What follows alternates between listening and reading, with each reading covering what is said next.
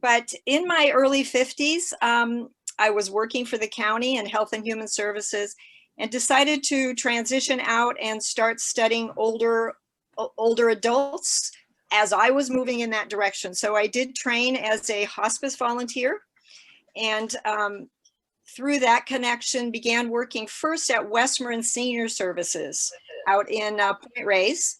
The area I worked was Stinson and Bolinas and Muir Beach.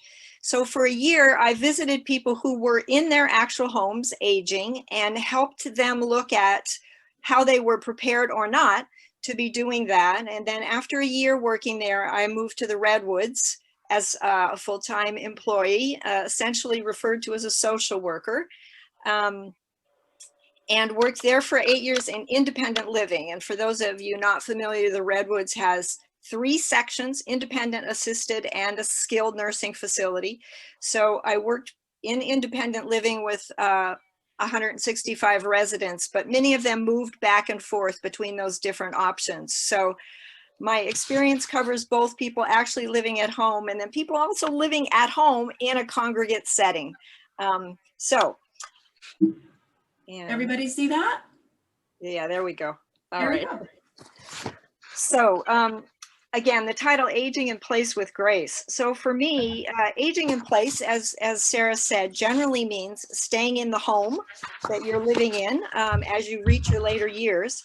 But it can also mean moving to a new home and staying in the same area that you're living in. Actually, the first slide, well, this is fine. This is okay. And then aging in place with grace is about really trying to have some sense of equanimity and ease with that process. And that does require some planning ahead. Sometimes we have a lot of choice and sometimes we don't on what happens in that process, in the process of aging and our options.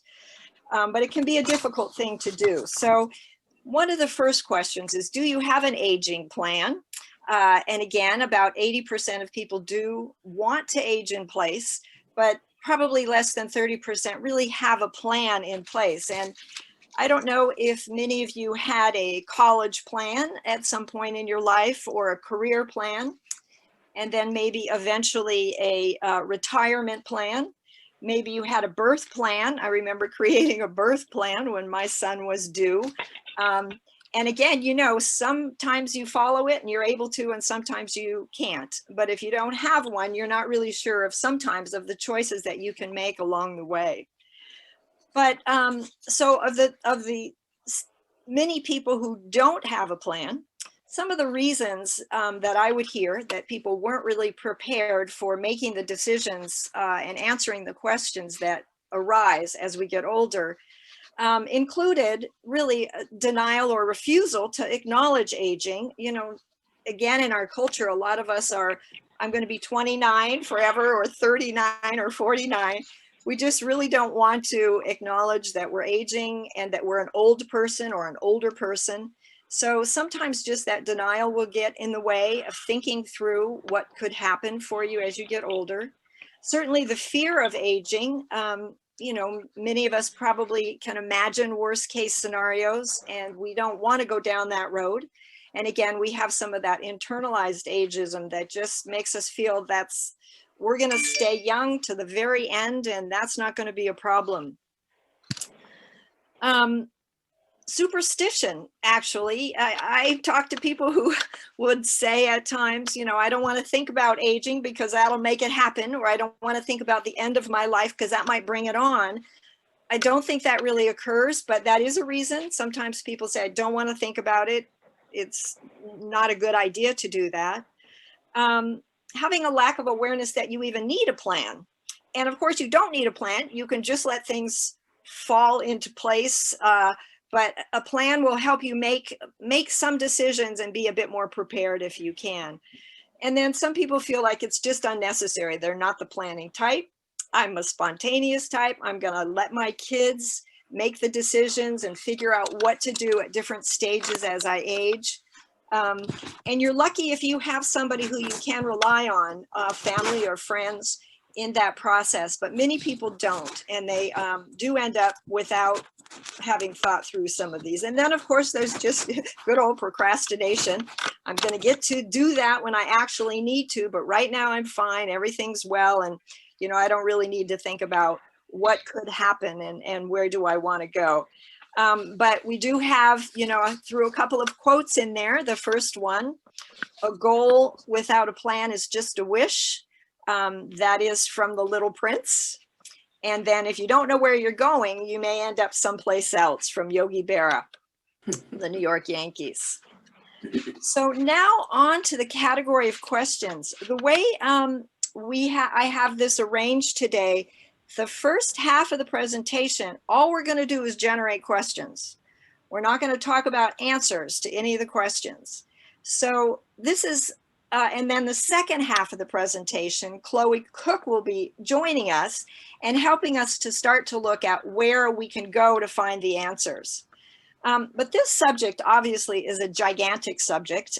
We could spend a long time on any one of these separate categories. I've pulled out just these 5 main ones that many people have asked me questions and needed help and support with through the years. But there are other questions that we aren't dealing with. And again, for yourself, what you might be doing is making a list. What I'd love you to do is to focus on the questions that are most relevant and timely for you, both now and potentially in the future. So for instance, one category of questions that I don't have here at all, and we won't talk about, is a social life and recreation. How are you going to manage that? What are the questions? How important is that to you? But that's not one that we're going to cover today. And of course, all of these categories intersect with each other, right? I mean, your finances affect your healthcare, they affect your housing affects transportation, etc. So all of these are related to each other, and particularly if you're low income or have disability issues happening, these really will cut across each other even more and be important to consider in a more kind of cohesive way rather than separate categories like we're going to go through them sort of one at a time. Also in the back of your mind, or in the forefront of your mind, what I'd like you to do is to try to think about both the best case scenario and some of the worst case scenarios. So if things can really roll out the way you want them to do, exactly how would that look? What would be your preferences? But if that doesn't happen, what are some of the other things that could happen? And what are your backup plans, or your plan B or your plan C? So those are things just to sort of carry on in your mind. But what I'd like to have you do is I am going to just go ahead and go through my slides, and then we'll have some Q&A with me. And then again, Chloe will join. But if you have questions that come to mind for you and that you think other people might also want to be asking themselves that question, go ahead and put it into the chat as a question. And then Sarah, if there's one that you want to throw in when I'm in a particular category, feel free to interrupt me. But otherwise, as I say, we'll kind of move through the slides and then talk more broadly at the end.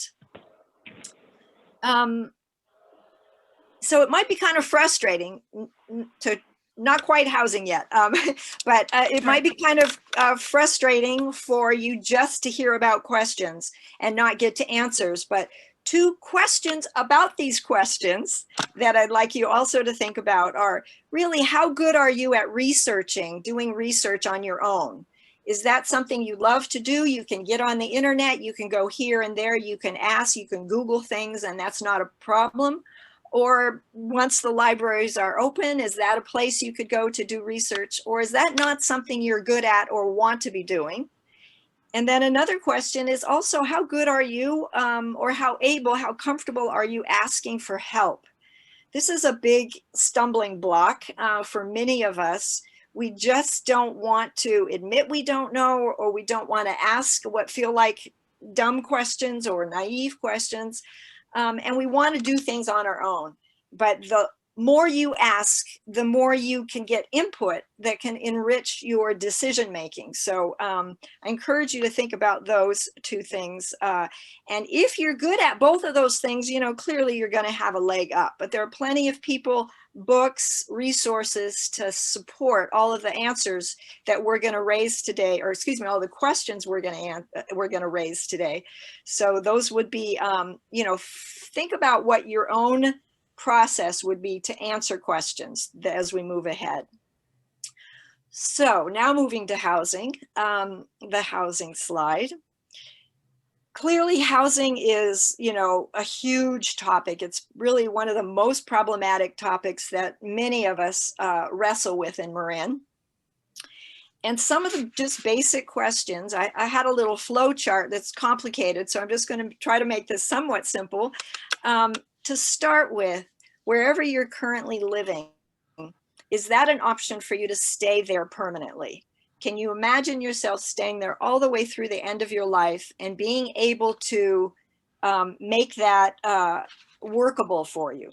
Or are you pretty sure at some point you're going to need to move? And then at what point would that be? So again, things to be thinking about and asking yourself. When it comes to staying put, I have a few questions for you to think about. Oh, one other thing, just to back up, of course, at the moment, I'm speaking as if you're alone, but clearly many of you are in couples and you want to be looking at these questions and eventual answers for yourself, but also for your partner and for your, as a couple. It actually was not very unusual to run into folks at the Redwoods who one partner wanted to do one thing and another person wanted to do another. So it may be, and the timing may shift for you. One person may need to go to an assisted living situation and the other person does not. Are you willing and thinking that you might be wanting to separate, you know, at least not cohabitate, not divorce, but to cohabitate?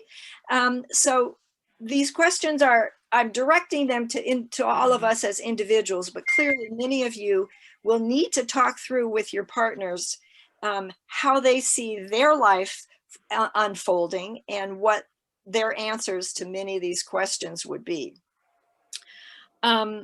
So in terms of staying put, one of the most important things, obviously, whether you're in an apartment or a condominium or a home, is it accessible or can it be made accessible to accommodate disability and limitations as you age?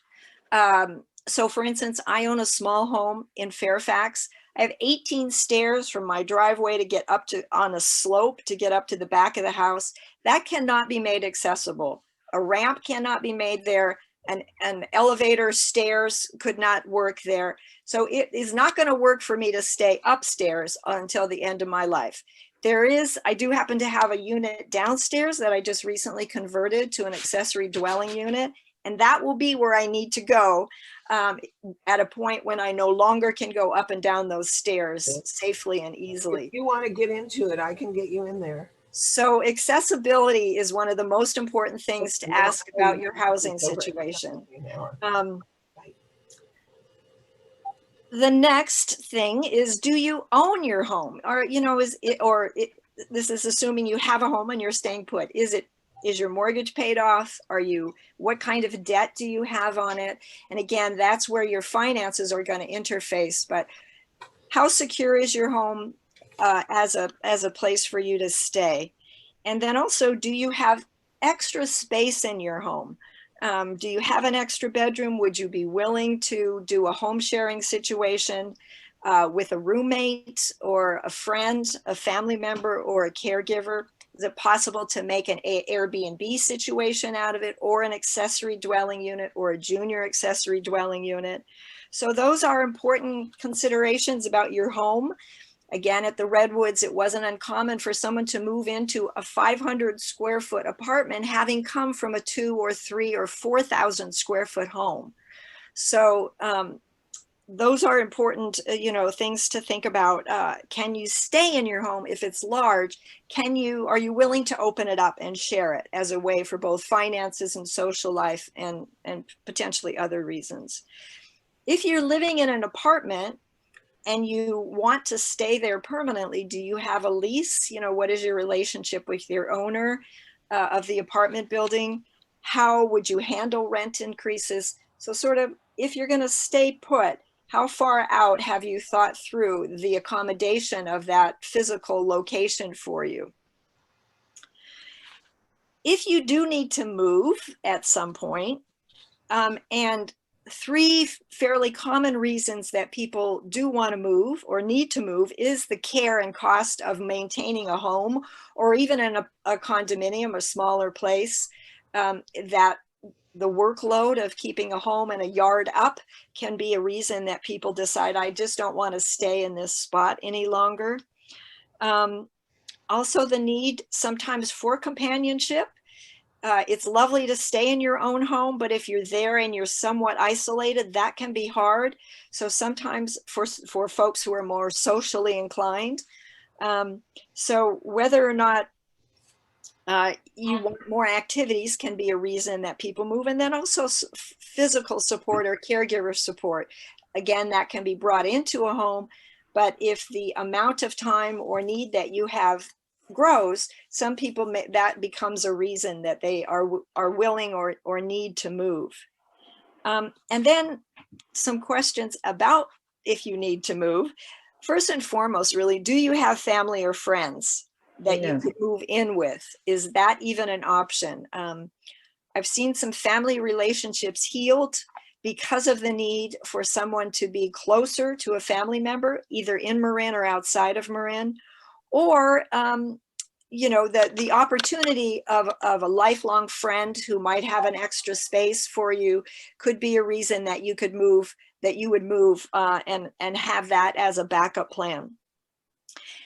And then if you're also needing to move, what kind of arrangement do you want? Are you interested in a congregate living situation of some kind? Either a small facility, a small board and care home, if you're thinking congregate, or a larger place like the Redwoods or Tamalpais. What are the local housing facilities or housing situations or facilities that may be near you? And then also really trying to think through the need for assisted living or skilled. Might you need that? Where might you go? You can even do tours of places like the Redwoods or Tamalpais, any of those kinds of places, just to get a feel for what is it like, walking around, getting an experience of the place. Obviously not right now, and then if you do want and end up choosing a congregate living setting of some kind, places again like the Redwoods that have 3 levels of care, independent, assisted, and skilled. Many places have that. Some are considered multi-level and some are continuous care. So there's all kinds of arrangements and things to learn if you're thinking of that kind of situation, or even if you're not thinking about it, again, if you need to move to that kind of situation at some point, having some familiarity with it would be helpful for you. And again, if you're low income, do you qualify for subsidized housing? That's something important to look at. And then also what kinds of subsidized or Section 8 housing might be available near you. We have a long list to get into those housing units in Marin, but some of them have different qualifying processes. So it's important to look and see what's around. And then occasionally places will open waiting lists that you can apply and get on if you qualify. And then sometimes it's years before you get offered a place, but those are important things to look at, what's out there and what might I be able to do. And if you're not able to pay for rent at some point, are you aware of the programs that are out there for assistance? That around renting, rent assistance? Obviously there's a number of those right now, but also if you're in an apartment or in your own home, Are you aware of the programs that can help to reduce your utility bills, your water bills, your phone bills, if things start to get tight for you? So moving now to finances, actually. This is also obviously a big subject. And just sort of starting with what are or will be my sources of income as I age. And especially if you're in a couple and one person's handled the finances and the other person hasn't. Again, very important for you to learn as much as you can about what the financial situation is that you're in the midst of. Are there investments that you're not aware of? Is there a potential inheritance that might come your way? Might you qualify for Medi-Cal? So there's all kinds of questions, obviously, and knowledge that you want to have about your financial situation. If things do start to get tight for you financially, because of course, you know, how much money do you need set aside if you're able to set aside money? That's a big question. We don't know how long we're going to live. We don't know how much money we're going to need. So there are tools out there on the computer that can help you calculate that generally, but that's not an easy question to answer. And I would definitely get people at the Redwoods who would come in and say, I think I'm going to run out of money. I had no idea I was going to live to 90 or 95 or 98. And I just I don't know how to manage my financial situation because I'm running out of money. So if money does start to get tight, what are your resources? Who can you turn to? Are there family members or friends who can help you? Do you have assets that you can sell? Is it possible for you to work at all part-time? If you have a mortgage, is a reverse mortgage an option or something that you might think about? It's not uncommon that over time, it's a little bit more tricky for us to stay on top of our bills and manage what finances we do have, especially if your memory starts to slip a bit or your judgment. So if you have bank accounts, you have savings accounts and checking accounts, can you make those joint accounts? I encouraged people to do that all the time so that they're not the only person listed. So is it possible? Do you have a family member or friend or even a fiduciary, if necessary, if you don't know anyone that you trust, to be on your accounts with you to help manage things and keep an eye on things if there's a problem. If you have beneficiaries on different kinds of documents and financially, are they the people you still want on there to be your beneficiaries and be able to step in? And so, of course, that sort of brings up, do you have a will and a trust? Do you need those? Do you have a power of attorney for finance? If you were hospitalized and not able to make some decisions or pay your own bills, who could step in and help you out in the process at that point? One of the reasons it's really important to have more than one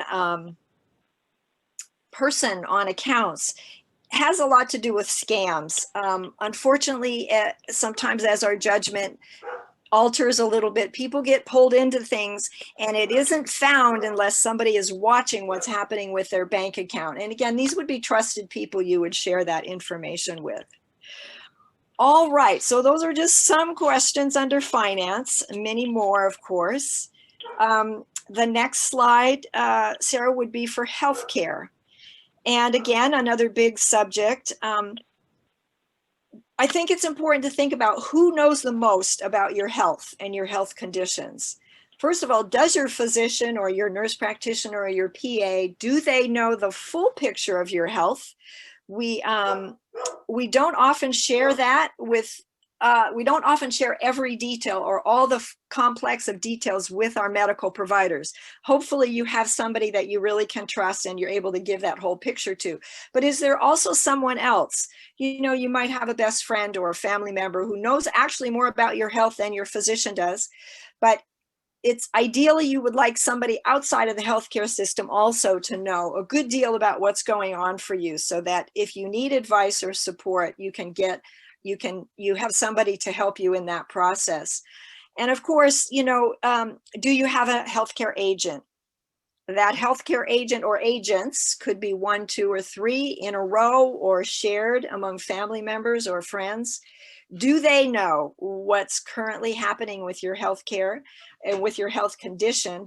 Are they up to date? And do they know what decisions you would like them to make on your behalf if you're temporarily unable to make those decisions? And of course, there's also the POLST, P-O-L-S-T, which is for more complicated situations. And that is your medical document for physician's orders for life-sustaining treatment.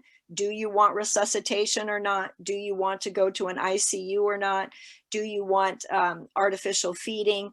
Those are all covered in that medical document that you and your physician fill out. The advance directive is your legal document. And the two, you want them to coincide. Whole workshops on that. If tomorrow you needed to go to the hospital, heaven forbid you got COVID or you had a fall or an accident, do you have identified for yourself somebody who could help or support you while you're in the healthcare system? Do you have an advocate, again, a family member or somebody who's knowledgeable about the system and can help you deal with that whole process of moving through the healthcare system? And then moving back, obviously healthcare is not just your physical health, it's your mental health as well. And it's not, again, unusual for people to at times to go through periods of feeling lonely and depressed and isolated. Obviously, as we get older, we lose more family members and friends. People around us that we've known a long time die, and we don't often replace them. So if there are emotional issues that come up for you and are a challenge, where would you turn? Do you have clergy that you could turn to? Again, family or friends? Would you consider online counseling? How would you deal with that kind of emotional stress and strain that may arise? And if you're low income, are you familiar with the Marin Center for Low Income and or Disabled, particularly have disability issues? Are you familiar with the Marin Center for Independent Living and the services of a place like that? Does your insurance company offer any assistance if you're low income? And do they have somebody who can help or support you if you end up with chronic conditions? That's another thing to be thinking a bit about. Okay, and then our next slide. Hold on, Jody. Somebody named Carla is sharing her screen. I'm seeing it. I don't know if someone else is, but you need to stop screen sharing, Carla. Hit the screen share button. I'm trying to figure out how to turn it off. Yeah, there's some wrong button. Okay, there's a button at the bottom that says probably stop screen share. Jody, what are you seeing? Are you seeing your screen share? No, Or, for me, it says you are viewing Sarah Robinson's screen, but it is now in the mode with all the slides on the left. Yeah, okay. All right, so I can get you back to what you need. There, so you're not seeing Carla's screen then? Okay, sorry about the interruption. No, okay. I wasn't seeing it, so thank you. All right, go ahead. Okay, so going on to, let's see, I think we're at personal care. To the next slide, Sarah, personal care, slide 7. Great, okay. So how to care for yourself as much as you can. Obviously, hopefully, all of us are doing our exercise and eating well, sleeping well, managing our stress. But any one of those things can get a little bit difficult as things go on. So do you have long-term care insurance? Not very many people do, but if you have such a policy, what's in your policy? What does it cover? When does it kick in? Again, people often will pay for those if they have them for many years. And at the Redwoods, I would find people who would qualify for different services, but had not tapped on their long-term care insurance for support and help. And if you don't have that, do you have funds that you could potentially use to help care for a caregiver, or to hire a caregiver at some point? If you don't have funds, would you qualify for in-home supportive services, which is a state program that can help bring in caregiver support to older adults? So again, these are all questions to be exploring.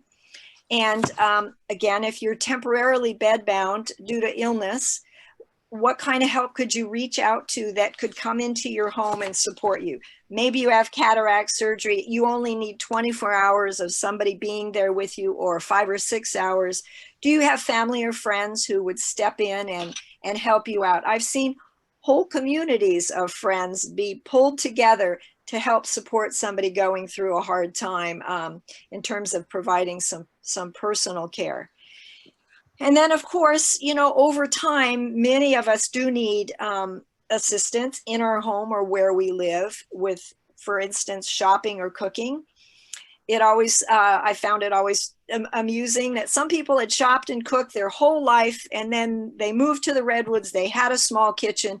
They did not want to cook or shop again. They knew how to do it. They were quite capable of doing it, and they just were done. I don't want to do that. So there might be preferences, not even just conditions that cause you not being able to cook or shop.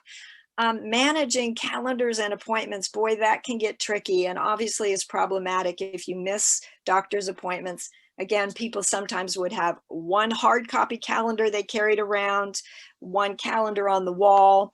This was before more people had smartphones and carried it with them, but sometimes things would just get lost and fall through the cracks. So tracking on medications, being sure you're getting them before they run out, that you're taking them appropriately and carefully. If you have pets, do you need some assistance with walking, dog walking, and that kind of care? Again, who would you turn to? There are healthcare agencies that are out there. Are you familiar with them and how they work? If you don't have family and friends, are you aware of care managers, which is a person often who doesn't always work with a home health care agency, usually in tandem, but may be part of a home health agency that can come in and do an assessment and figure out what kind of help you need and help put in place what you need in the short run, but over time be there as a support to bring things in further down the line.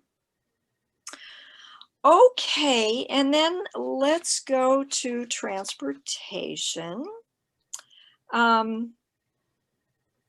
So this one, very difficult subject for all of us, especially if you've been driving since you were 15, like I have been, 15 and a half. And many people are not prepared for this, and many people are. So it kind of depends. One of the first questions, obviously, is, are you already putting any limitations on your driving? Or should you be? Can you, should you, have you? Some people stop driving at night because of the glare of lights. They recognize that their safety is compromised. Sometimes people decide not to drive on the freeway or not to drive beyond a certain radius of which they're familiar. I just recently had a neighbor across the street who went to visit a friend late at night. She doesn't usually drive at night, but it got to dark, and her friend suggested she take a faster route home on the freeway. So she attempted that and ended up in Richmond in an unsafe neighborhood. The police were called, you know, big to do. She got home safely, but it took her a few hours and we didn't know where she was. So being careful about, should I be restricting my driving? When will you know when it's time to curtail or even stop your own driving? That's really important to think through. And one of the things that also happens a lot, I think, with older adults, those of us, happens to me. When my son comes home to visit, I let him drive me all around. You know, it's an opportunity. He loves to drive. it's a very good idea to invite your family or friends when they're around to drive, to be in the car with you while you're driving, so that they can give you some feedback and help you assess if you're driving safely. So that's a pretty forward-thinking way to be, rather than turning it over and let other people drive. But you're driving when they're not around. Can't tell you how many family members said, I had no idea she was having this much trouble driving. And that's because they hadn't been the passenger in the car and had instead been the driver around when they visited their family member. Then, of course, there's how will you get around when you can no longer drive? What are the transportation options, including discounted transportation options if you're low income or disability? What are those options and choices? There are taxi services, there are ride sharing services, there are shuttles, there are resources out there, but do you know what they are? And often people have a transition time. You don't have to just not stop driving. I mean, you don't have to get to a point where you stop driving entirely and then you have to go to all these other resources. You can start to use some of those while you're still driving, while you're curtailing some of your driving, and then be comfortable with them and use other services when it's time to no longer be driving, because it's just simply not safe for you anymore. Okay, so I am going to stop there and we can come back because the next section will be Chloe, and is Chloe on our call yet? Sarah, Yes. I think. Yes, she has Okay. joined. So should I take everybody off mute? Well, hold on one sec. Before we Okay. go to Chloe, you could stop the screen sharing, at least for my slides, because I think that she has some as well. But before Okay. I sort of turn it over to her, I have about 5 or 10 minutes here. I just Can I want share one of the questions? Yeah, well, what I was going to say, please, let's just talk questions, not answers at this point. What were some of the other questions that came up? Well, Colleen wanted to know that, is there a resource, and because of your work at Redwoods, you may know this, I threw up a few links, but is there a specific resource that guides individuals in how to hire a live-in caregiver, everything from compensation to insurance to proper documentation? Did you ever recommend anybody to a site for that? That is a good question. Like, where can I go to walk myself through all these questions, especially about caregiving? And yes, there are resources.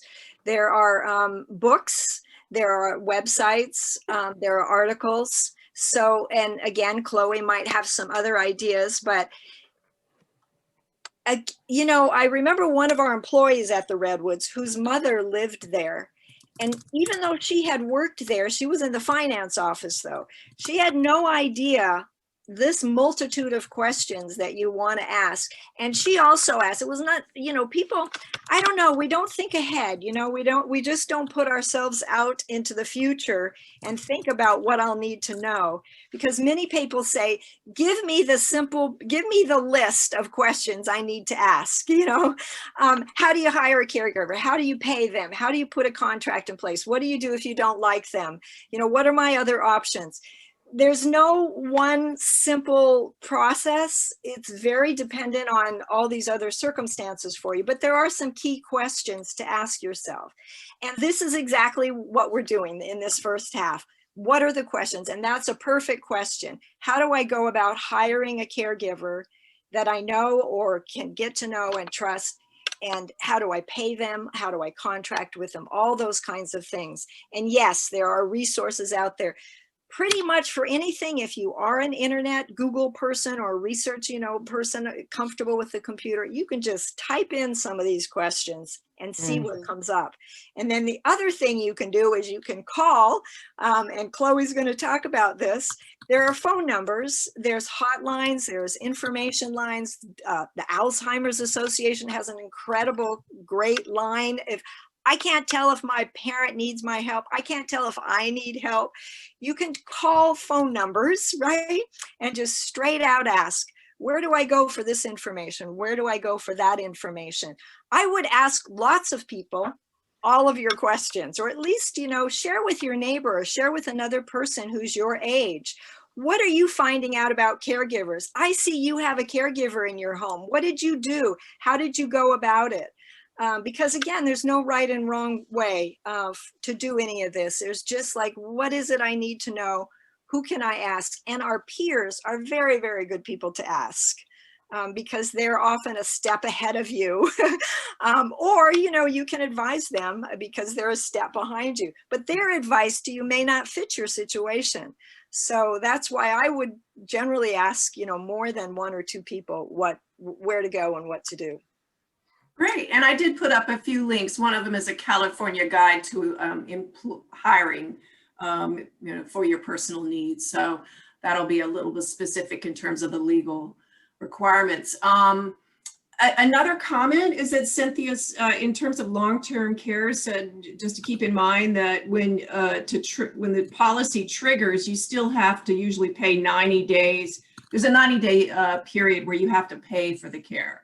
So hence the very important process of reading your own policy. And if you can't understand it, which many people cannot, call the company, call the broker and say, explain my policy to me. Because again, at the Redwoods, many people had bought it years before, 10, 20, 30, 40 years before. And policies are not all the same. And the waiting periods are different. The amount of compensation is different. And it's hard to read those documents and understand it. But your insurance company, they should be invested in you understanding it and using it. And you have a right to call them and say, do I have coverage for a caregiver in my home? Do I have to use your list? Can I choose my own person? Many questions to ask, but don't be afraid to explore that with your company. Several people are asking if we could send the slides to them after, Jody. If that's possible, I would ask everybody to put their emails in. Are you comfortable with sharing your slideshow? Of course, and I Okay. also have the questions just as a handout if that's helpful too. So, great. Yeah. So if anybody on this call would like to receive either the recording of the Zoom, the slides, or Jody's handout of the right questions, just put your email in the chat box if you don't mind. Does anybody else have a question? Well, I definitely want to hand it over to Chloe because she will have the answers, many answers. And I just want to introduce Chloe by saying that we worked together at West Marin Senior Services for an entire year. So I know her from there, and we worked well together with all of our residents out in the West Marin area. So, and now she's with the county. I'll let you say a little bit about what you can do, Chloe, and take it away. You have a PowerPoint as well? Yeah. So I'll share that when I'm done introducing. So hi everybody, I'm Chloe Cook. Thank you, Jody. Thank you, Sarah. I'm a supervisor with Aging and Adult Services, and I was actually hired from West Marin Senior Services to develop our enhanced information and assistance in our Aging Disability Resource Connection. So I've been at the county for almost 6 years now, and we have successfully built and launched a very robust information and assistance call center. We have an online community resource guide. We also have a partnership with the Marin Center for Independent Living, where we partner to provide a very core set of services through the Aging Disability Resource Connection, which involve planning. And there's a service we are trained and licensed to provide called options planning, options counseling, and we work with families, we work with individuals, and we essentially create plans for aging in place, for transitioning to assisted living or a convalescent facility, for downsizing, for bringing in caregivers, for managing home repairs. I mean, it can be as robust as the individual or family would like, or as simple and straightforward, addressing very key questions. Jody's list of questions are a great starting point. My social workers, I have 4 social workers that are trained in this service, and I also work with MCIL, and they have 3 providers that can provide this service. So we have, again, a very robust set of staff and services at our fingertips. We work very closely with our nonprofits in Marin and around the Bay Area, as well as nationwide providers. So it depends on, we try to stay as local as we can, but if there's a service that is only provided by a national organization, then we are familiar with that, where we understand the intake and use process. So again, you know, we really are the specialists in planning and addressing needs using a whole litany of services if necessary. So I'm going to quickly go through what Aging and Adult Services is. I'm going to do a high level talk about Marin County's Aging and Adult Services Department. We're under the Health and Human Services umbrella, but we are a very dedicated department focusing our attentions on older adults, individuals with disabilities, and family caregivers. So that we really have a very targeted set of services that we offer through the county and through the federal monies that come down through the state, through the county. So let me quickly queue up my PowerPoint, and I will do a brief overview of our Aging and Adult Services, and then we can go ahead and dive a little deeper into let's see here, I need to move this. Well, anyway, I'm trying to get to my slideshow view, but of course I've blocked. Okay, well, I'll just do it this way. Anyway, so again, our motto at Marin County Aging and Adult Services is live long and live well. Let's see what I can do here. Okay, there we go. And we have a mission, which is to promote and protect the health, well-being, self-sufficiency, and safety of people in Marin so that they can live long and live well. We have very clear goals. We want to enhance the quality of life, safety, and security, support and promote local efforts. And I'll get into that a little bit more about how we actually provide funding for programs. We want to help create livable communities. We have an age-friendly, age-forward movement, which Sarah is very familiar with. And again, improving the visibility and usability of information, services, and resources. That's exactly what my programs are slated to do. And then, of course, we encourage innovation.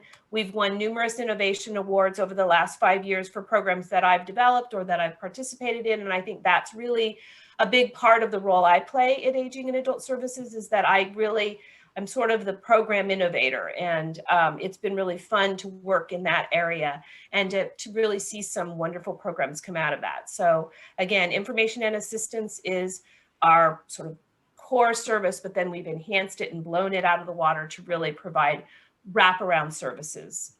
So anyway, our age-friendly, livable communities for all. I'm sure that many of you have heard about the World Health Organization and its efforts to really support and promote age-friendly, livable communities. And we are part of that effort across Marin County. The Board of Supervisors has endorsed it. And again, I'm sure Sarah has shared with you some information about that. She's sort of our specialist, so I'll defer to her. And then our agency, our area agency on aging is where our aging, disability, and our information and assistance kind of lie within our larger Aging and Adult Services umbrella. And many of our programs are funded by the Older Americans Act. We are also funded by the Board of Supervisors here in Marin County, and then we interact with state and federal programs. For example, in-home health supportive services is a benefit of Medi-Cal, and the info team does all the intakes for the Older Americans Act program, nutrition programs, as well as the in-home health supportive services program. So it's, you know, we're very blended in our funding and support for our programs. And there's our Commission on Aging. I think this is an older photo, but it does show Jody right there in the front. She's been very instrumental in helping our Commission on Aging. Now, our Commission on Aging is our advisory board for Aging and Adult Services. They provide guidance and support, and again, they bring lots of innovative ideas and energy to the work that we do. And also, they are from all of the different communities across Marin, so they give us a real strong sense of what each community needs as it relates to aging in place or extended care, all of the different sort of areas where older adults and individuals with disabilities might need services.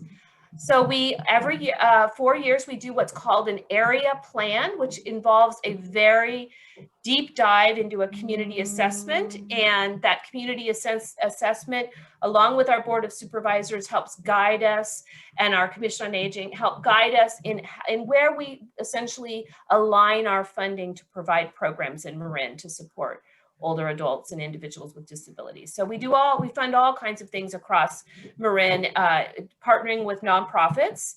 And we do case management and rural case management, congregate dining, which is, of course, not active now, but we're just about ready to launch a grab and go meal option through our congregate dining funding. And then we partner with Marin Center with, Jewish Children and Family Services for a dementia care program, family caregiver support, fall prevention, home delivered meals. I mean, you can just see it's a wide array of services. And this is just a small sampling of the different agencies that we collaborate with through funding and partnerships. And then we also, in Aging and Adult Services, have the Adult Protective Services Program. And this program is intended to provide protection and support for individuals living in the community that might suffer some kind of abuse, whether it's financial abuse, emotional, physical abuse, for individuals 65 and older, or disabled individuals who are considered dependent adults of any age, 18 and up. Then we provide this kind of protection. And so we have very specific social workers that work in this program. And so our info team is very aware and trained to recognize elder abuse, and of course then to support the reporting process so community members and individuals can quickly report any sense of abuse or concern. And then we have a 24-hour APS line, and that's available not only on our website but through calling the 473 info team. And then I mentioned IHSS earlier. This is a federal program. It is a benefit of Medi-Cal. It's intended to provide in-home care and in-home services to clients in the community. It's the program intent is to keep people out of skilled nursing facilities, to prevent hospitalization and long-term care placement for individuals that need a level of care that's not 24-hour care, but is, anywhere from 5 to 8 hours a day of care. And then many families use IHSS and then provide their own care for their older adults. They cobble together, a combination of care options. But if for anyone who is low income on Medi-Cal, this is a fantastic option to maintain your independence for as long as you can, living at your home in the community. And so we do 55 IHSS intakes a month through the 473 info team. And then if you're eligible, you can go ahead and call my number's wrong there, but we're now 473 info. But anyway, and then we also have a program called the Long-Term Care Ombudsman. If you do end up in a long-term care facility, the Long-Term Care Ombudsman is your advocate. They do not work with hospitals. They do not work with care facilities.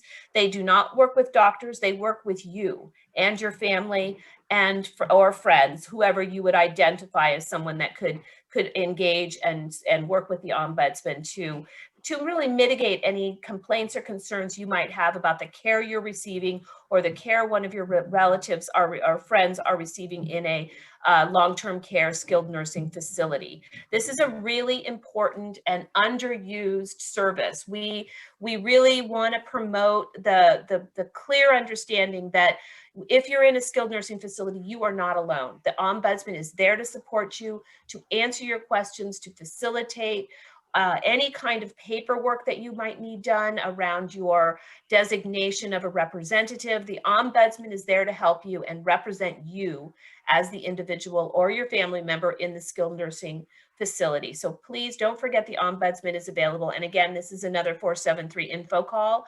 You can get to all of these services that the county provides through the 473 info. And then our Commission on Aging does a lot of policy and advocacy, as well as our director, Lee Pullen.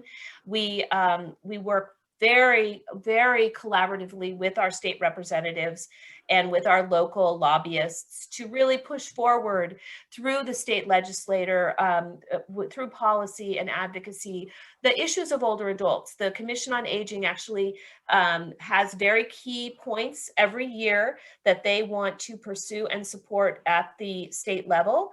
And again, you know, if something's not a policy, it's very hard to get funding from the state or feds behind it. So the policies is how things happen and how things get put in place in a sustainably funded way. So policy is very important when you're looking at, you know, really advocating locally. You got to think up the chain as far as where funding comes from and what kind of policy you need to work with. And then we have our Aging Action Initiative, and our Aging Action Initiative provides ongoing trainings, informational Zooms now that we're sheltering in place and not able to meet face-to-face. They're a great resource. So I really recommend calling 473-INFO and get on the list for announcements for the trainings that come out through the Aging Action Initiative. They're a really great resource. And again, it's a collaboration of agencies across Marin who are serving older adults. And we come together to really work together, again, on policy, on program development, on meeting the needs of our older adults in Marin specifically. Because, you know, across the state, across the nation, every community is different. And I think it's really valuable to have local energy and local efforts around what our older adults specifically need in Marin. And again, I want to get you back to our Live Long, Live Well, marin.org. That's our website. I invite you to check it out. For those of you that are in the digital world, it's a really great website, and it again has even more information than I'm presenting today about our programs. So now I want to get dialed down a little bit about how we can help you. So really, I want to advocate and really promote the fact that we have specialists. Our social workers do not work in any other area. They work specifically on advocating and supporting older adults and individuals with disabilities to develop plans around their needs. I mean, we deal with emergencies every day, all day, but our preference, our goal is to really help the community plan so that they don't face these emergencies and they don't have to scramble and cobble together a piecemeal approach to whatever issues come up. So we really want to encourage you to call the 473-INFO. We're currently all working from home right now, so our service looks a little different in that you call the 473-INFO, you leave a message, you know, give us a few highlights on what you want, and then our social workers will call you back. If you would like to make an appointment, we can make an appointment. And, you know, it's a great way of starting the conversation. Get Jody's list of questions and call us with that. And we'll just go through that whole process of putting you in touch with the services and support that you need. And again, we do all of the intakes for Meals on Wheels, the congregate meals. It'll soon be the grab and go meals. And then the in-home health supportive services. We can help you sign up for vaccinations if you're interested. We can guide you towards the COVID hotline if you have some very specific questions about exposure or concerns. So again, it's a really great service, and we're very unusual across the state in that we have such a robust information and assistance. We have Sacramento, we have LA coming to kind of shadow us and check us out all the time because they want to figure out how they can provide this robust set of services. And it really takes a dedicated team and the training that they've received to really be there as a resource for the community. And again, you know, this is our phone number, 473-INFO, and we can be reached by email, by phone, through our website, and the services can be provided in multiple languages.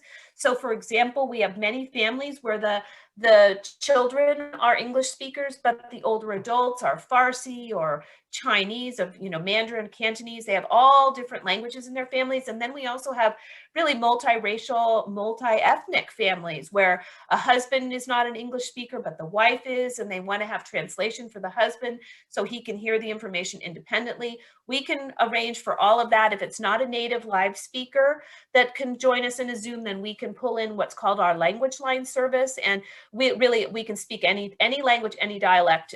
We've never had a language or a dialect request that we have not been able to fill.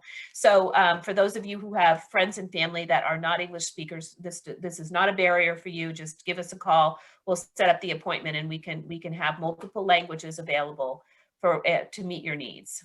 And then I want to go back to our Aging Disability Resource Connection. Again, we are a collaboration with the Marin Center for Independent Living, and the services that we provide under our ADRC umbrella are information and assistance, options planning, and then short-term service coordination. And so let's say you are in a crisis, or you have had you've had a stroke, your husband's had a stroke, there's been an Alzheimer's diagnosis, something has happened that's changed the landscape of how you are living in the community.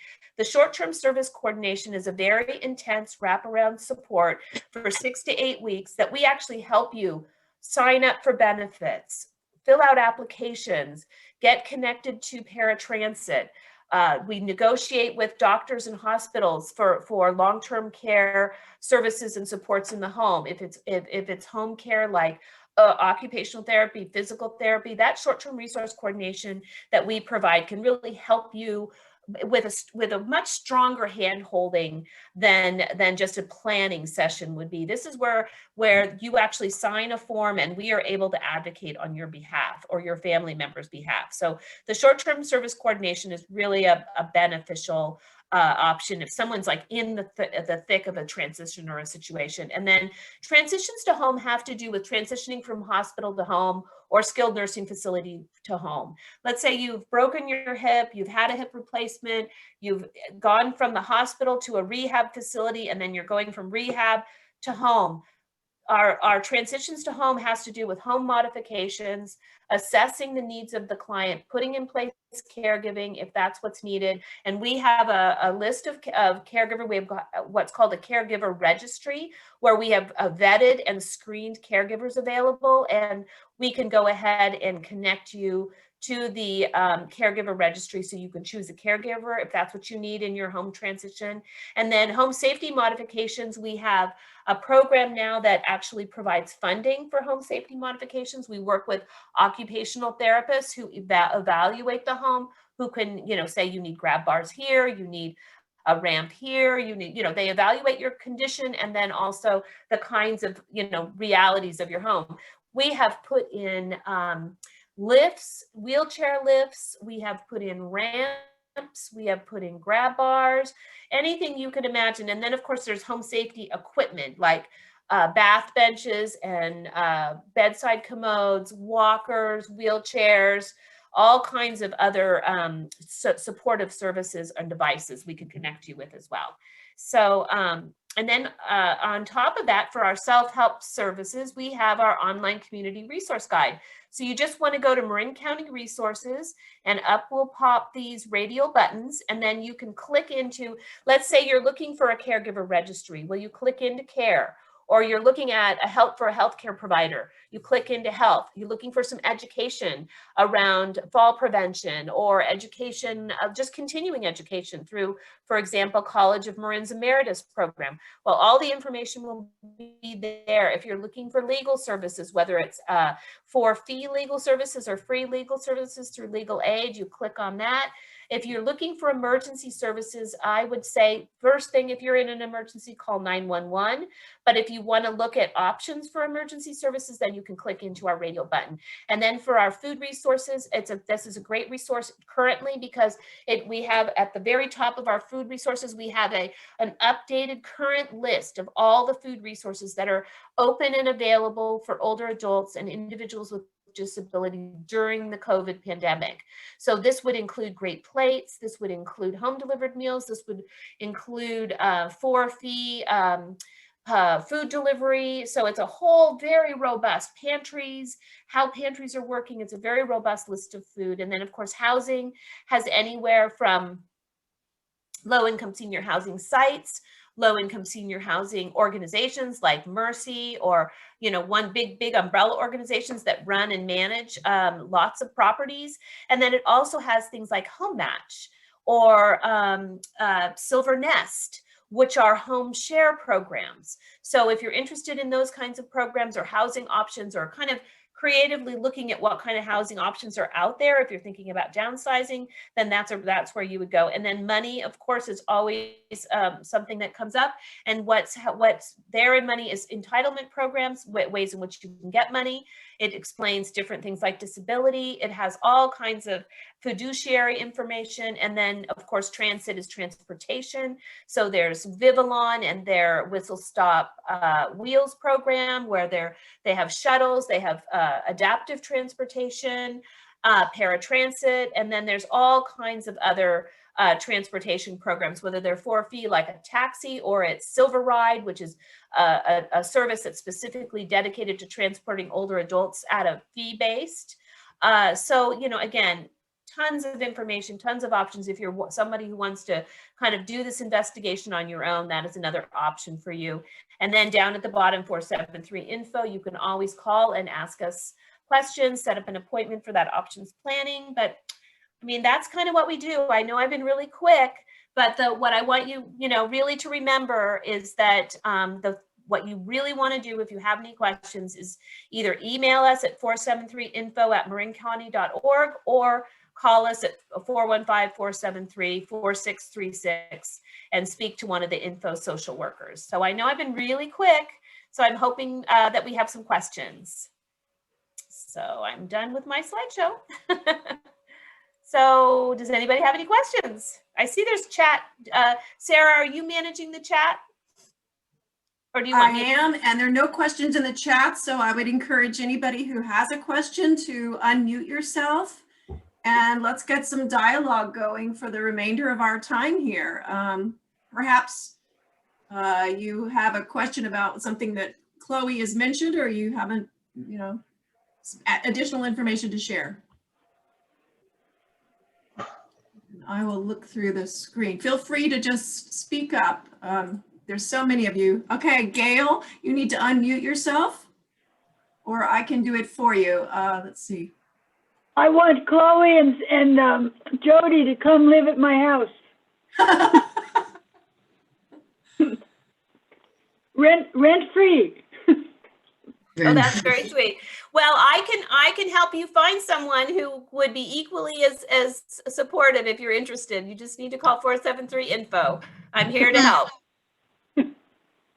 You guys were great. Thank you. Any other questions?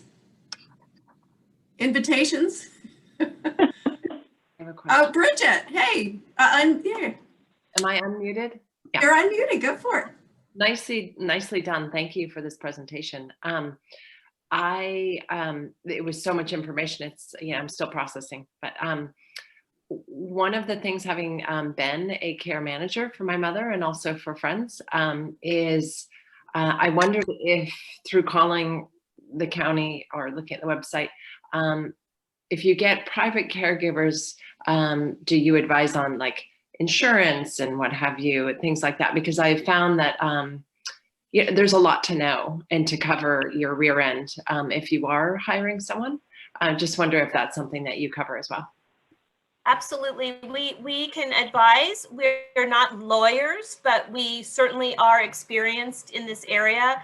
I have been the care manager for my entire family over the last 40 years, and I have personal experience. My team has done 3 specific trainings on supporting individuals in hiring caregivers. We also have numerous publications that we can share that also give that resource information. And then, of course, Legal Aid of Marin does seminars on hiring home health. And so we can put you in touch with Legal Aid of Marin that does advisory trainings on this issue, because again, it is very important to have things in place. There are riders you can put on your homeowner's insurance that could cover workman's compensation and other liability coverages. And then we can also discuss with you, if you're going with private caregivers or you're going with an agency, how are you getting those people paid? How do you manage the taxes? I mean, there are lots of nuances, I can say, that we can certainly discuss with families and individuals when they are at the point where they want to consider care, or if they just want to plan ahead, because we're all going to need some level of support. I know we're such independent individuals in California and the United States. We want to do it ourselves. We're the tough and down to earth, get it done types. But in the last years of your life, life, you will need help. And everybody has to accept that complex system alone. And so now is the time to talk about it and plan ahead, as Jody has made very clear today. Get her list of questions and give us a call, and we'll do our best. I just want to reiterate that you're more likely to be able to keep your independence longer if you ask for a little help. We're really all interdependent our entire lives. We're not independent, in spite of the fact that we think, even driving, I'm independent. You don't get on the road without depending on everyone else on the road. So it's really important to just realize that help will help. And especially the hotline, as I say, and as Chloe's mentioned, you can call and ask any question, and they will figure out where to help you figure out where to go, how to get it answered, what to do. Don't be afraid to ask for help. I just really want to strengthen that. When you do it on the phone, you don't have to see anybody, you don't have to embarrass yourself. But it's absolutely incredible, the resources that we have in Marin. We don't have everything, but we have so much, and people just do not know about it, and they wait until they're desperate for the information and then don't have the time to get a good amount of information to make sometimes the best choice. So that's why we do this, just to help you realize there's a lot to know and there's a lot to help. So yes, it's fabulous, Chloe. Thank you so much. And Sarah, I'd like to share just a little bit about what I'm introducing. So because there's so much great information in Marin, one of the things that I'm finding, I work with seniors. My name is Cynthia Stringer, and I'm working with families and seniors before there's a problem. So they're hiring me to provide professional organizing, decluttering, post-surgery safety in their home. And from that, I'm developing an online program with very short videos and handouts to help the adult children before their parents need help to get organized, to get a plan together, and then be able to find resources that we have here in Marin so that they can take it to the next step. What I'm finding is most people there's a gap between knowing they need to do something and then getting into action and having the accountability and the support to make it happen. So that's what I'm developing with my program plan and provide for aging parents. And so it's so great to be on the call to learn about the different services so that I can refer directly to services. Thank you, Cynthia. And I hope you're working with the Marin Center for Independent Living, or at least, letting them know what you're putting together, because I imagine they could find your video resources very helpful. I would also, you mentioned something that I was about to ask a question about. I've met many people who, as they are thinking about their plans for the future, find one issue to be the biggest barrier. I think of one woman I met in San Anselmo who said, I know I need to move, to downsize. I know I need to make a plan. But for her, the barrier was that I've got a lifetime's worth of goods and personal belongings in my house, and it's too emotional and overwhelming. So your service about helping someone downsize and take care of that is, for her, that's a huge step, and preventing her from making any progress on any of these issues. So I think, thank you for your service. And I think there are plenty of individuals who, I'm grateful for the resources that Chloe has created in the county and the questions that Jody has presented to us today. The very comprehensive view.